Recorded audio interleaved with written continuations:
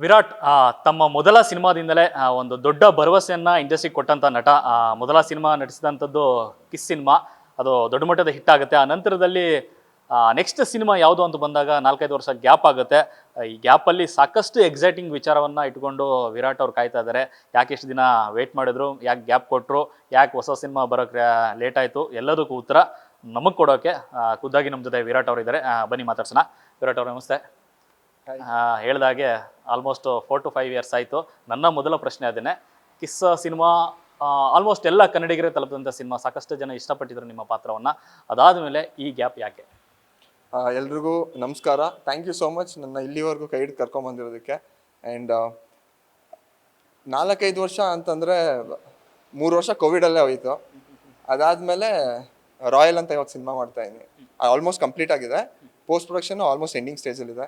So ಆದಷ್ಟು ಬೇಗ ನಿಮ್ಮ ಮುಂದೆ ಬರ್ತೀವಿ, ಮಿಸ್ ಮಾಡಿದೆ. ಆ್ಯಂಡ್ ನಾನು ಬಂದಿದ್ದು ಸೀರಿಯಲಿಂದ ಜೊತೆಯಲ್ಲಿ ಅಂತ. ಸೊ ಅದು ಮುಗಿಸ್ಕೊಂಡು ನೆಕ್ಸ್ಟ್ ಕಿಸ್ ಅನ್ನೋ ಮೂವಿ ಮೂಲಕ ಸಿನಿಮಾ ಇಂಡಸ್ಟ್ರಿಗೆ ಬಂದೆ. ಸೊ ಅದಾದಮೇಲೆ ಒಂದು ಒಳ್ಳೆ ಸಿನಿಮಾ ಮಾಡೋದಕ್ಕೆ ಆ್ಯಂಡ್ ಒಳ್ಳೆ ಟೀಮ್ ಜೊತೆ ಮಾಡೋದಕ್ಕೆ ಇಷ್ಟು ದಿನ ಆಯಿತು. ಸೊ ಜಯಣ್ಣ ಬೋಗಣ್ಣ ಬ್ಯಾನರ್ಸಲ್ಲಿ ನಮ್ಮ ನೆಕ್ಸ್ಟ್ ಮೂವಿ ರಾಯಲ್ ಬರ್ತಾ ಇದೆ. ಸೊ 100% ಇದು ಎಲ್ರಿಗೂ ಇಷ್ಟ ಆಗೇ ಆಗುತ್ತೆ ಅಂತ ನಂಗೆ ನಂಬಿಕೆ ಇದೆ. ಯಾಕಂದರೆ ಇದನ್ನು ಡೈರೆಕ್ಟ್ ಮಾಡ್ತಿರೋ ದಿನಕರ್ ತೂಗ್ದೀಪ್ ಅವರು. ಸೊ ಎಲ್ಲ ಟೀಮೇನೆ ಒಂದು ವಾಸ್ಟ್ ಆಗಿದೆ.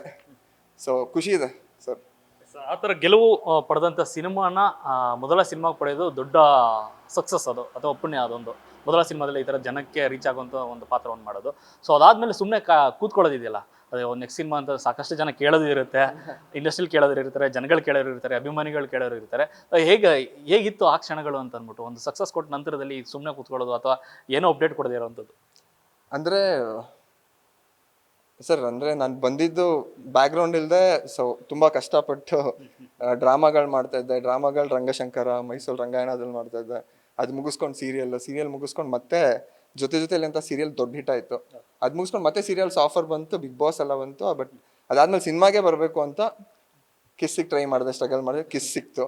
ಸೊ ಕಿಸ್ ಆದಮೇಲೆ ಸೊ ಒಂದು ಜನ ನನ್ನ ಅಷ್ಟು ಇಷ್ಟಪಡ್ತಾ ಇದ್ದಾರೆ ಅಂದರೆ ನನ್ನ ರೆಸ್ಪಾನ್ಸಿಬಿಲಿಟಿ ಅಷ್ಟೇ ಇರುತ್ತೆ. ಸೊ ನಾನು ಮಾಡೋ ಸಿನಿಮಾ ಏನೋ ಫ್ರೀ ಆಗಿದ್ದೀನಿ, ಟೈಮ್ ಇದೆ ಅಂತ ಮಾಡ್ತಾ ಇಲ್ಲ ಸರ್. ಅವ್ರಿಗೆ ಇಷ್ಟ ಆಗಲೇಬೇಕು, ಅವ್ರಿಗೆ ಮನೋರಂಜನೆ ಮತ್ತು ಅವ್ರಿಗೆ ಕೊಟ್ಟಿರೋ ದುಡ್ಡಿಗೆ 1 ರೂಪಾಯಿನೂ ಮೋಸ ಆಗಬಾರ್ದು ಅಂತ. So it takes time sir. ನಾವಿನ್ನ ಹೊಸಬ್ರಲ್ಲ, ಸೊ ಇಟ್ ಟೇಕ್ಸ್ ಟೈಮ್.